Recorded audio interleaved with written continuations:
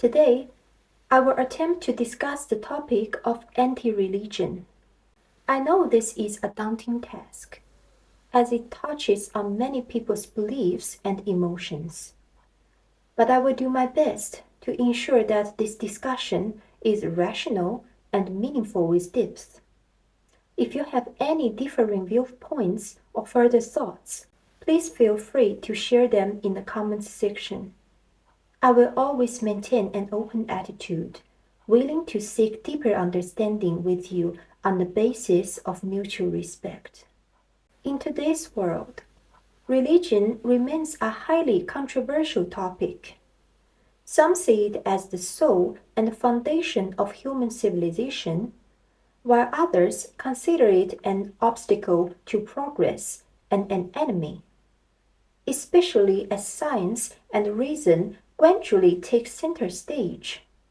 More and more people raise the banner of anti-religion, claiming to free humanity from the influence of religion altogether. However, if we dig deeper, can they truly provide all the functions that religion fulfills? Religion is not a mere figment of imagination. It has taken root in human society over thousands of years because it serves certain fundamental functions. In my view, religion provides undeniable value to humanity at least on three levels. 1.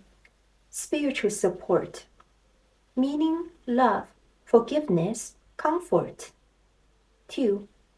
Moral framework, standards for behavior, order of values. 3.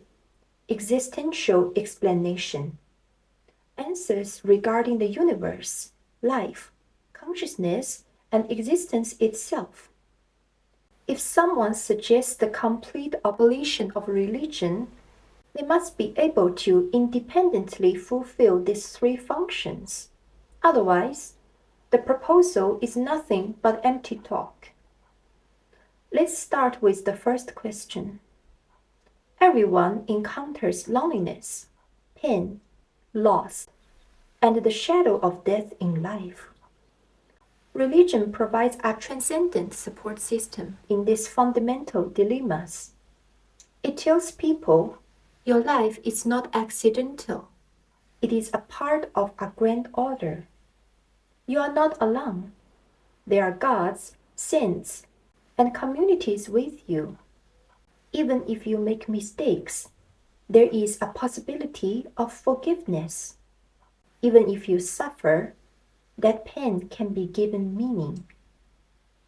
The power of religion lies in that it is not mere an external command, but an internal resonance. A true devout believer can find inner peace in prayer, feel the cleansing of the soul in confession, and find support in the sacred when facing suffering. This experience cannot be replaced by scientific experiments or provided by a piece of legislation. Laws can regulate external behavior but cannot shape inner conscience. Laws tell you what you cannot do, while religion reminds you why you should choose good. So, what can an anti-religious person provide when they wave the flag of abolishing religion? They say, you don't need religion, you need meaning. But where does that meaning come from? What is that meaning? Is it the same as raising a banner of hatred like they do? They say, you don't need divine forgiveness, you need self-forgiveness. But without transcendent faith, how can one trapped in guilt and regret save themselves? They say, you don't need prayer, you just need courage. But where does that courage come from? Do they have the capacity to provide the nearly infinite source of courage that comes from religious sentiment? If someone claims, I will teach you love, forgiveness, and comfort, yet simultaneously attacks religion with fervor,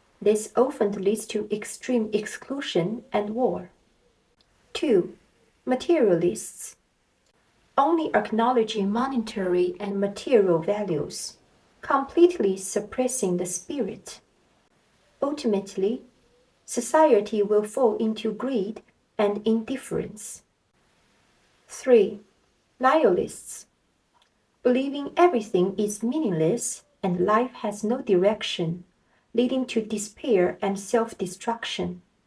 4. Relativists, rejecting all standards, ultimately falling into chaotic values and irreconcilable conflicts. 5. Cult of personality, taking a leader or idol as absolute authority, which can evolve into dictatorship and blind obedience. Many anti-religious individuals would immediately counter me with a seemingly simple argument. Wars are often caused by religion. Divisions frequently arise from religion. Oppression is often justified in the name of religion. Therefore, if religion were completely abolished, the world would be freer, more peaceful, and better. This viewpoint sounds appealing at first glance, but let's analyze it more deeply. Indeed, throughout history, many wars have been clothed in religion's justifications, such as the Crusades, the 30 Years' War, and Holy Wars. However, we must ask, is religion the root cause, or merely an excuse? If religion did not exist, would humanity really refrain from fighting? The answer is obviously no. The bloodiest wars and massacres of the 20th century, 2 World Wars, the Holocaust, the Soviet purges, the Khmer Rouge, and the Great Famine, were almost entirely not caused by religion, but by nationalism, ideological struggles, and extreme political movements. The true motivations for war are the desire for power, competition for resources, and conflicts of identity. Wars initiated in the name of religion are merely one manifestation of the human impulse to struggle. Therefore, abolishing religion will not automatically eliminate war. It will only give wars a different banner. So, when anti-religious individuals say, the world would be better without religion, I would gently ask, given that the bloodiest wars and massacres of the 20th century were largely unrelated to religion, how do you explain that? Anti-religious individuals often claim, without religion, people would be more rational and free. But the problem is, freedom is not a given, it needs boundaries. When the moral framework of religion is suddenly removed without a new value system to fill the gap, a moral vacuum will emerge in society. Historical experience indicates that vacuums do not last. They will quickly be filled with new extremism, nationalism, or cults of personality. For instance, during the French Revolution, the radical atheist movement destroyed the authority of the Catholic Church, but quickly descended into a reign of terror. Thus, we must recognize, abolishing religion may not bring peace. In fact, it may lead to new violence. Therefore, we can acknowledge that the idealistic motives of anti-religious individuals have their sincerity. They longing for a world without oppression, division, and superstition, but they overlook the complexity of reality. Abolishing religion may solve certain problems, but it will inevitably bring new ones. These new problems could be even more severe than original ones. So instead of blindly claim the world would be better without religion, it is more humble to ask, what can you provide for humanity without religion?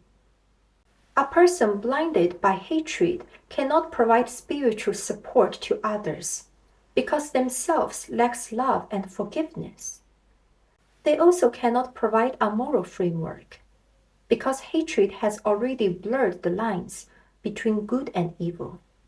They cannot provide explanations for existence because their reasoning has been obscured and their spirit lacks openness. Thus, if anti-religious individuals remain merely at the level of attacking and hating, not only will they fall to replace religion, but they will also create a large spiritual vacuum for themselves. The only alternative worthy of encouragement is the path of seekers. Seekers are not driven by hatred.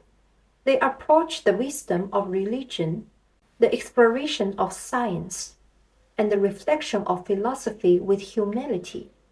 They know they may not unravel ultimate mysteries, but they are willing to continue asking questions and learning. As countless thinkers throughout history has shown, true wisdom is not about extreme denial, but about deep dialogue. True courage is not destruction, but understanding and transcendence. In this era, we do not need more hatred, we need more seekers. My friend, when you angrily denounce religion, have you noticed that your gaze narrows and your spirit closes? You want humanity to break free from superstition, yet with the same fervor, you create another superstition, the superstition of your absolute denial. You see religious breeds hatred and division, yet are you not sowing new hatred and division yourself? You see religion is a false comfort, but can you truly provide genuine comfort? When a mother loses her child, when an elderly person faces death alone, when a young person falls into the void of meaning, can a banner ignited by hatred of religion stop their suffering and bring them hope? Please pause and reflect. When a person denies religion with full hatred, what do they truly bring to the world? Deeper freedom or deeper emptiness? What you most detest is often the extremes within religion, those who easily curse, persecute, and exclude others. But consider, when you use the same attitude to curse religion and exclude believers, how are you different from them? Extreme religions individuals say, only we are right, others are wrong. Extreme anti-religion individuals say, only we are right, religion is all wrong. Please say clearly that there is almost no difference between these two statements. The only distinction is a change of flag. You think you have freed yourself from religion. In reality, you have merely exchanged one form of fanaticism for another, turning anti-religion into a new religion. And this anti-religion religion is more dangerous than traditional religions because it lacks love, it lacks forgiveness and comfort, leaving only denial and attack. Friends, I hope you understand. True courage is not in blind denial, but in the willingness to understand. Understanding does not mean blind obedience or compromise. Understanding is a deeper form of strength, a perspective that looks at things from a broader view. When you can understand why a believer needs to pray in times of pain, you will not easily mock them. When you can understand why a community needs shared rituals to bond, you will not easily dismiss their significance.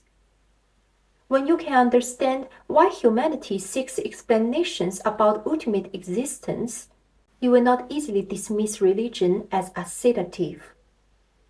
Understanding does not equal to accepting everything, but it helps you see the complexity and depth of humanity. Denial is an axe, while understanding is a gentle hand. The former can destroy, while the latter can shape. True wisdom has never been about destruction, but about shaping. Therefore, I call upon you. Do not let hatred govern your thoughts any longer.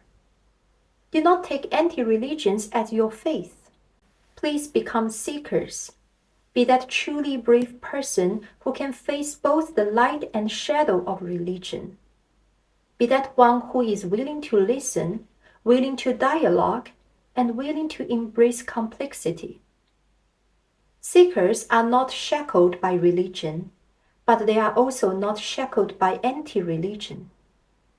They know that religion can be a tool of opposition, but also a refuge for the spirit.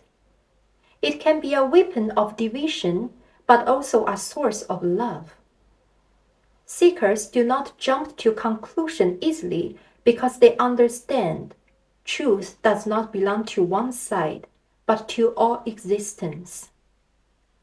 Please remember, hatred will never make the world a better place. It will only create more barriers and suffering. If you truly care about the future of humanity, then please begin today to let go of hatred and explore with humble heart. Explore science, explore philosophy, explore art, and explore the deep wisdom of religion and spirituality. Do not fear complexity. Do not fear uncertainty. Only in this way can we truly move towards a freer, broader, and more loving world. If you enjoyed this video and want to help support our channel, please like and subscribe. Thanks for watching.